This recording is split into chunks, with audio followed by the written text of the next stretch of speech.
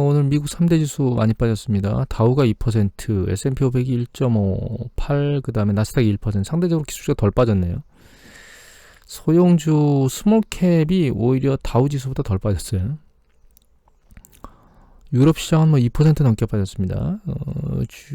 아시아 시장이 상대적으로 방어가 좋았고, 오늘 장을 보면 알겠죠. 오늘 장도 약세로 갈 것 같고, 이번 주 장이 그렇게 녹록하진 않을 것 같습니다. 그래도 지금 현재 S&P 500 지수 같은 경우는 3% 정도 빠졌고요. 고점에서, 우리나라는 고점에서 2.17% 빠졌어요. 이게 한 20% 내려가야 세게 내려가는 건데, 그렇게 내려갈까요? 라는 생각을 개인적으로는 하고 있습니다. 일단은 오늘 움직임은 델타 변이 때문에 그런데, 그 CRB 지수를 보면, 이건 이제 그 원자재 가격 전체를 다 지수화한 건데, 아래로 내리 꽂았습니다. 세게. LME 지수는 금속 관련된 인덱스거든요. 얘는 이제 내리 꽂았다가 좀 머리를 들고 올라가고 있어요. 그리고 산업에서 가장 많이 쓰는 알루미늄 가격이 빠르게 내려왔고요. 그다음 구리 가격, 두 가지가 이제 대표적으로 많이 쓰이는 금속이거든요. 밑으로 내려왔습니다. 철강은 머리를 확 들었다가, 계속 들고 있어요. 머리를 아직은. 그리고 석유 가격이 드디어 마침내 아래로 세게 내리꽂아서 66달러대 왔습니다. 이게 77달러 어쩌고저쩌고 하고 있던 게 66달러까지 내려왔으니까 단기간에 거의 한 15% 빠졌나요? 굉장히 많이 빠졌죠. 그런데 석탄은 아직도 머리를 들고 계속 올라가고 있습니다. 그러니까 이제 원자재 이쪽 영역이 완전히 식은 건 아니고, 철강 쪽에서 놓고, 이 금속 쪽에서 놓고 보면 잠잠했던 철강이 다시 머리를 들고 있고, 에너지 쪽에서 보면 석탄은 아직 잡히질 않고 있고, 시장이 차갑게 식는 것이 꼭 그렇게 나쁜 것만은 아니에요. 새소리가 너무 세게 들리나 모르겠네요. 여하튼 그래서 델타나 이런 것들 때문에 위험하다라고 생각하는 부분들이 그 인플레이션을 유발하는 어떤 인자들을 약간 식히는 그런 작용도 하고 있다는 점을 생각해야 됩니다. 그게 긍정적인 요건이라는 거죠, 경제에. 그리고 채권 시장을 보면, 채권이 여기 보시면 1.199로 끝났거든요. 그러니까 1.2대가 깨졌는데, 이거는 이 이전에 이걸 뚫고 올라오지 못할 때는 경제가 이거 제대로 살아날 수 있을까라고 하는 물음표에 이 레벨에 있었다는 뜻이거든요. 그리고 경제가 살아난다는 것 때문에 계속 밀고 올라왔는데, 최근 채권 투자자들의 심리가 경제가 둔화되는 거 아니야? 라고 하는 쪽으로 강하게 베팅을 하고 있다는 뜻입니다. 달러 인덱스는 추세를 머리를 들고 윗방향으로 올라가는 방향으로 완전히 잡은 것 같아요. 그래서 달러는 계속 강세로 갈 가능성이 이제 높다고 보입니다. 종합적으로 정리를 해보면, 델타 변이 때문에 시장에서 급격히 조정을 받았는데, 그 델타 변이가 결과적으로 이제 수요 위축에 대한 고민을 할 거고, 그것 때문에 원자재 시장도 좀 식히는 그런 작용을 하고 있다. 그러니까 주식시장, 원자재 시장 이렇게 모두 다 뜨거웠던 시장을 약간 한참 뜨거운데 촉촉하게 비가 내렸다, 이렇게 생각하면 될 것 같아요. 말씀을 드렸지만, 문제는 얼마나 현금을 들고 이 조정을 맞이하고 있느냐가 문제인 거지, 이 조정 자체가 뭐 큰일이 터질 것이다 이런 생각을 하는 거는 너무 심한 생각이다, 이런 생각을 해요. 그런 생각을 하는 이유는, 이거는 이제 존스 홉킨스 데이터인데요. 이게 미국의 확진자 수거든요. 근데 특이한 게, 확진자가 급격히 올랐다가 한 5%대에서 다시 오르질 않습니다. 이게 확진율이. 추세가 그렇게 쭉 올라가야 되는데 확진율이 오르지 않는다는 거는, 그냥 대충 짐작해 봐서는 코로나 바이러스, 그러니까 백신을 맞은 사람의 숫자가 늘어나는 것 때문에 그런 건지,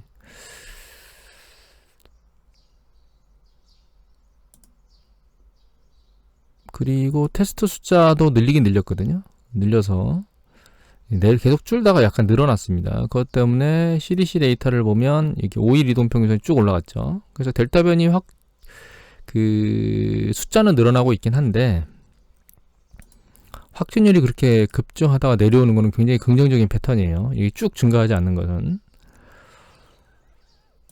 이거는 영국입니다. 이거는 월드미터 데이터인데요. 영국은 이미 직전 고점에 있는 수준까지 거의 다 갔습니다. 지금 5만 대까지 와 있죠. 아직까지 꿋꿋이 버티고 있는 걸로 알고 있습니다. 아직 마스크 착용 안 하고. 이스라엘은 실내에서 마스크 착용하라고 바뀐 걸로 알고 있는데 1000명대까지 다시 올라갔습니다. 뭐 예전에 10,000대까지 올라간 거 보면 그렇게 큰 건 아닌데, 이런 문제 때문에 결과적으로는 미국에서는 마스크 다시 쓰라고 얘기가 나오고 있죠. 이 부분을 해결하기 위해서는 결과적으로는 마스크를 쓰는 것이 가장 핵심이다라고 하는 거고, 코로나 백신을 2차까지 맞았는데도 불구하고 델타 변이 바이러스에 확진된 사람이 간간히 나오죠. 결과적으로 그 개인 방역을 다시 회귀시키면 이 델타 변이의 문제는 해결이 될 문제고, 또 한 가지는 이거 영국 정부에서 보여주는 데이터를 지난번에 보여드렸었죠. 영국 정부에서 발표하는 데이터인데 하루 1일 확진자 수입니다. 이거 확진자 수가 지금 5만 대. 이거 줄어든 건 주말 때문에 그런 것 같아요. 검사 자국 줄었겠죠. 5만 8천만 이렇게 돼 있는데 여기 보면 13일자를 봐야 돼요. 4만 6천 대. 왜냐하면 입원 환자 수가 13일까지 나왔거든요. 그래서 4만 6천 확진자 중에 한 700명 정도가 입원하는 거니까 입원자 수가 그렇게 높진 않습니다. 그 다음에 영국의 이거 월드미터 데이터인데 사망자 수를 보면요, 이거 사망자 수가 그렇게 급증하지 않아요. 보면. 그러니까 정리해 보면 확진자 수는 굉장히 급등하고 있는데 입원자 수가 이렇게 그 확진자 수가 급증하는 것처럼 따라서 입원자 수가 급증하지도 않고, 그 다음에 사망자, 치명적이어서 사망자 수가 늘어나는 것도 아니거든요. 그러니까 결과적으로는 그냥 델타 변이에 감염되는 건 많다. 그런데 증상이 그렇게 심각한 쪽까지는 가지 않는다라고 하는 쪽으로 정리를 하면 될 것 같아요. 다만 이게 계속 급증하게 되면 혼란스러움은 배가 될 수 있겠죠.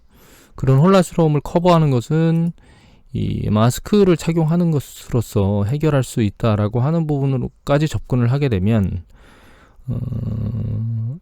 이건 큰 문제 없이 그냥 해결하고 가지 않을까. 그리고 하반기로 가면 갈수록 백신의 2차 확진까지 다 주사를 맞는 거는 훨씬 더 많이 늘어날 거니까 결과적으로 하반기로 가면 갈수록 안정화될 것이다라고 하는 것이 시장에 퍼지지 않을까요? 그러니까 예전에 코로나 팬데믹 초기에 이거 급증해서 난리를 쳤던, 이렇게 반짝해서 아무것도 모를 때 난리 쳤던 것 시기에 아주 폭락했었죠. 그런데 작년 8월 달에도 한번 시장이 흔들렸었습니다. 세게. 근데 그때는 그 이전을 넘어서 급등했었는데, 요걸 2월 달에는 과거만큼 그렇게 급등했음에도 불구하고 시장이 그렇게 세게 움직이지 않았거든요. 지금은 뭐 예전에 비하면 전혀 뭐 얘기할 만한 수치가 아닙니다. 물론 영국은 그렇지만 전 세계는 다 아니거든요. 그런 관점에서 놓고 보면 이게 일시적인 변동성 수준으로 끝나지 않을까라는 생각을 하게 됩니다. 물론 뭐 미래는 알 수가 없어서 상황을 지켜봐야 되겠지만, 얘가 20% 떨어지면 땡큐고 들고 있는 거 가지고 현금으로 매수해가지고 나중에 다시 올라갔을 때 그 현금 매수한 것만큼 먹으면 되는 거고, 근데 그럴 기회가 올까라는 생각을 저는 개인적으로는 하고 있습니다. 한 가지 너무 공포를 갖지 않으셔도 된다는 거는 경기가 확장 국면에 아직 계속 있다는 거예요. 계속 확장 국면으로 올라가고 있는 과정에 있기 때문에 그걸 뭐 크게 공포스럽게 생각할 필요는 없다고 봅니다. 그리고 이거는 어드바이저 퍼스펙티브에 나오는 빅4라고 해서요, 중요한 경제지표 4개를 이 사람들이 말하는 어떤 특별한 방법으로 분석하는 차트거든요. 빅4는 보면 이제 고용 부분하고 산업생산 부분하고 그 다음에 이제 세일, 판매 부분하고 그 다음에 지출, 판매와 지출이라고 보면 되겠죠.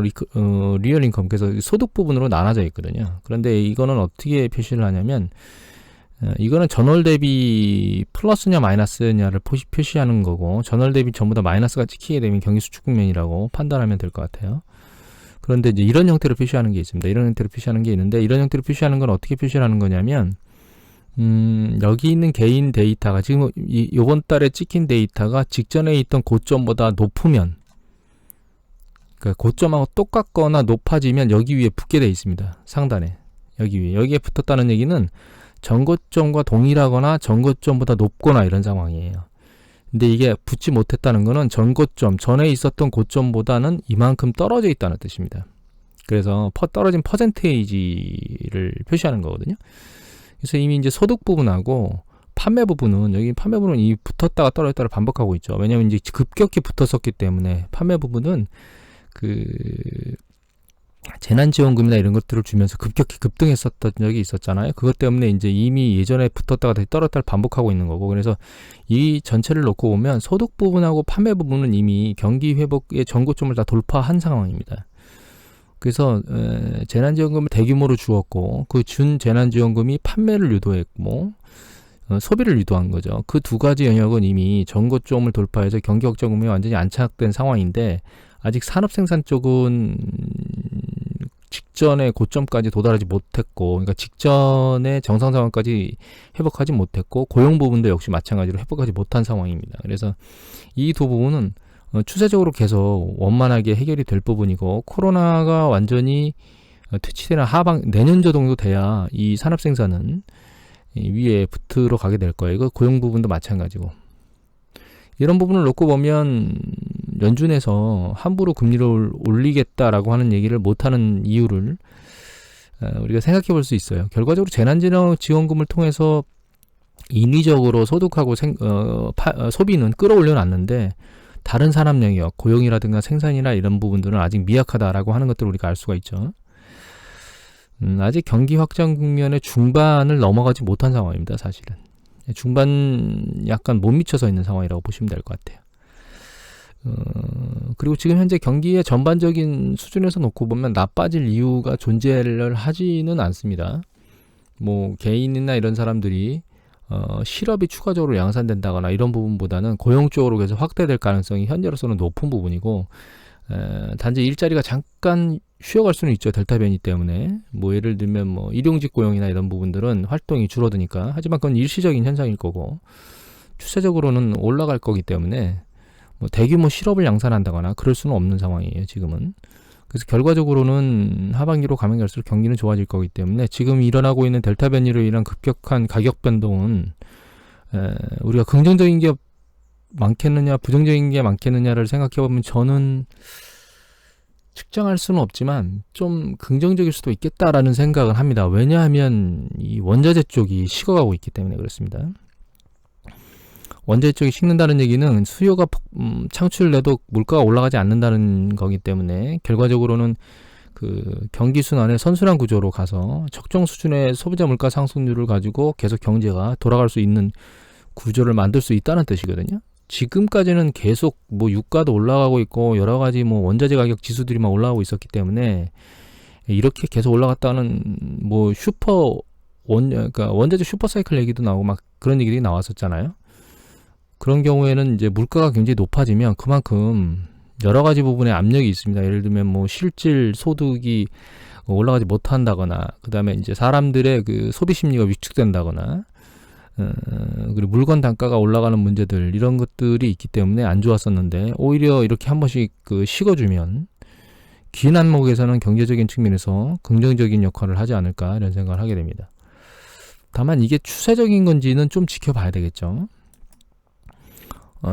과도하게 슈퍼사이클이나 이런 얘기들을 거론했던 것에 발맞춰서 이런 것들이 움직인 것인지, 아니면 그렇지 않고 일시적으로만 이렇게 단순히 식는 건지에 대한 부분은 좀 지켜봐야 하는데, 제 개인적으로는 좀 과도하게 오는 거는 맞다고 생각을 하고 있습니다. 그 이유는 뭐 여러 가지를 다 보지는 않을 거고요. 그 구리 같은 경우에, 이게 예전에 보여드렸죠. 이거는 구리의 LMD 재고량 수준이고 이 가격인데, 구리 같은 경우에는 과거에 재고량 수준이 이제 오르락내리락해서 이 하단 부분에 있다 하더라도 구리가격이 그렇게 크게 움직이지는 않은 상황이었거든요. 근데 코로나 팬데믹 이후에 이 하단 부분에서 이제 상단을 하고 하단을 이제 높여가는 과정 중에서 가격이 계속 올라오고 있고, 이걸 보면 이제 이거는 확연하지 않기 때문에 바닥을 치고 올라가면서 구리가 조정받은 이 부분을 우리가 볼 수 있어요. 직전에 있던 저점을 뚫고 이제 올라가고 있죠. 그 다음에 이걸 확연히 좀 심한 거 아니야라고 볼 수 있는 게 알루미늄이에요. 알루미늄을 보시면 알루미늄 같은 경우는 여기 보시면 이렇게 예전보다도 훨씬 더 재고가 많이 쌓임에도 불구하고 지금 추세적으로 계속 올라가고 있죠.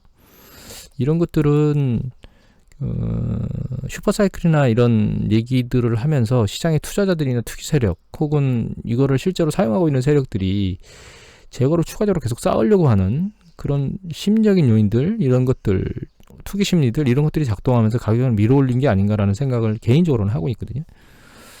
그래서 이번에 쉽게 되면은 좀 긍정적이지 않겠는가라는 생각을 하게 됩니다. 그리고 환경의 해주라에 나오는 7월 19일자입니다. 디지털 위안은 양날의 검이다. 심각한 금융위기를 불러올 수도 있다라고 하는 얘기가 나왔어요. 근데 뭐 얘기 궁금하시면 쭉 읽어보시고요. 중요한 건 그건데 이 디지털 위안화를 쓰게 되면 일시적으로 자금이 확 빠져나가거나 이렇게 할 수 있다는 거예요. 근데 이제 그거는 어떻게 중앙은행에서 인민은행이 그거를 조치를 하느냐, 작업을 하느냐, 이런 것들에 대한 체제를 만들면 될 건데 그게 완벽하겠느냐라는 이런 부분이고, 다만 이제 제가 생각하고 있는 거는 여기 보시면 인민은행이 승인을 얻어서 지금 디지털 위안화가 상시 시험을 하고 있는데 이거를 이 사람이 1000만 명이 넘었답니다. 우리나라 인구 따지러 보면 5분의 1, 성인 따져보면 한 4분의 1, 4분의 1이나 3분의 1은 지금 디지털 위안화, 중국이 큽니다.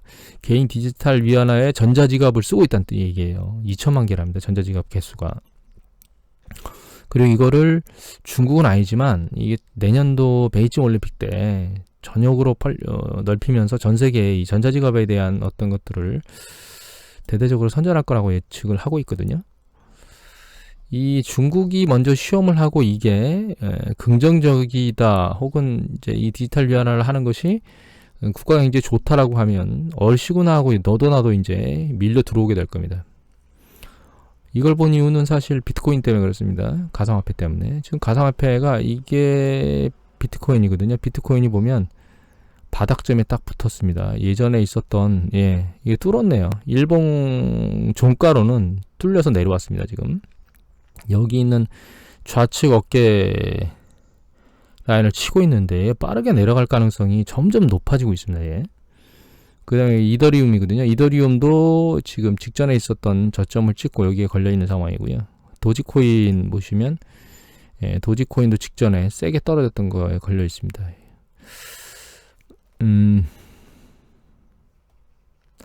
가상화폐가 어떻게 되겠느냐라고 하는 부분에 대해서는 뭐 여러 전문가들의 논란이 있긴 한데 완전 소멸은 안 될 거라고 저도 생각하고 있습니다. 근데 이제 그들만의 리그로 남게 될 거라고 보고 있고, 이미 말씀드렸듯이 가상화폐에 투자하는 매력도가 여러 가지가 사라졌어요. 불법 자금을 여기서 유통한다거나, 그 다음에 가장 중요한 건 불법 자금을 넘어서서 세금을 이제 안 내거나, 이것도 있었죠. 세금을 내지 않는다거나 이것도 있었는데, 가장 긍정적이었던 것은 대규모로 폭등을 하는 현상을 보였다는 거예요, 얘가. 그런데 투자 심리가 예전에 한번 있었던 거 이외에 코로나 팬데믹 때문에 다시 한번 그게 불러져 수면 위로 올라왔었거든요. 근데 향후에 이런 형태를 보이는 거래가 있겠느냐, 투자 심리가 만들어지겠느냐라고 하는 것은 개인적으로는 단기적인 시간에는 만들어지지가 않을 겁니다. 그래서 이거를 투자를 할 거라면 조금 더 먼 달치에서 있다가 그런 어떤 심리적인 폭등세가 있을 가능성이 존재하는 그런 시기에, 이제 그런 가능성은 언제 존재하게 되느냐, 경기 사이클 후반부에 그런 일들이 많이 발생합니다. 왜냐하면 주가가 많이 올라가서 펍에서나 이런 것들이 굉장히 높은 상황에서도 투자 심리를 용인하는 시기가 경기 사이클 후반부에 일어나고, 그런 문제들 때문에 그 바이오 제약주들, 이런 주식들이 경기 사이클 후반부에 급등하는 현상들이 종종 나타나거든요. 그런 시기에 한번 이 돈은 없어도 돼라고, 날아가도 돼라고 하는 상황에서 담그는, 그러니까 결과적으로 정리해보면 디지털 위안화가 실제로 시장이 오픈되고 상황이 어떻게 진행되는지, 그래서 얘가 완전히 디지털 화폐를 점유하거나 이렇게 할 수 있을지를 다 본 다음에 그 뒤에 얘로 접근해도 되지 않은가, 이렇게 생각을 하게 되네요. 오늘 이것으로 마치도록 하겠습니다.